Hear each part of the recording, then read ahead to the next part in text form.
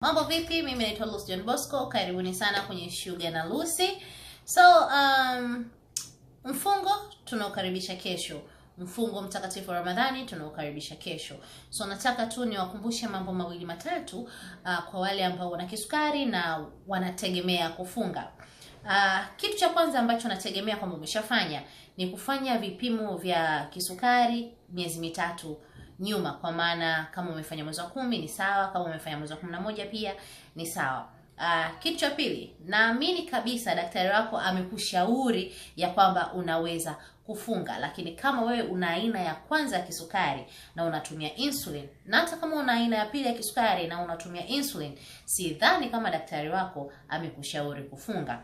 Kitu cha tatu ambacho napenda kushauri, kama una aina ya pili na unatumia vidonge na daktari wako amekushauri kufunga, na naamini pia amekushauri namna ambavyo unatakiwa kula kipindi ambacho unafuturu. Ndio, na tunajua kabisa ule muda wa kufutari pale mambo yanakuwa mengi sana. Kila aina ya vyakula vinakuwepo pale, lakini pia vyakula vingi vinakuwa vimewekwa sukari.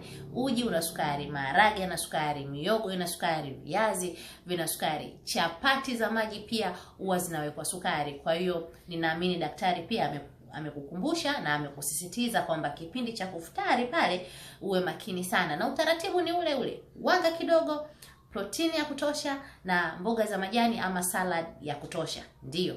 Lakini kitu kingine ambacho nategemea umeshauriwa ni kupima sukari kabla hujaanza kufutari.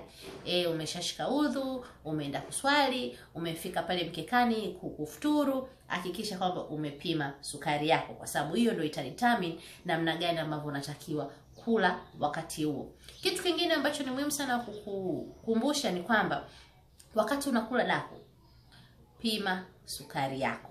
Ni muhimu sana, kwa sababu kama sukari ipo juu na hujapima, mathalani hujapima, kumbe sukari ipo juu na unakula daku, I'm telling you, hautafunga kwa raha, kwa sababu sukari itakuwa juu muda wote, utajisikia kuumwa na utalazimika kumeza dawa. Inamaanisha nini? Inamaanisha kwamba utalazimika kutengua funga yako.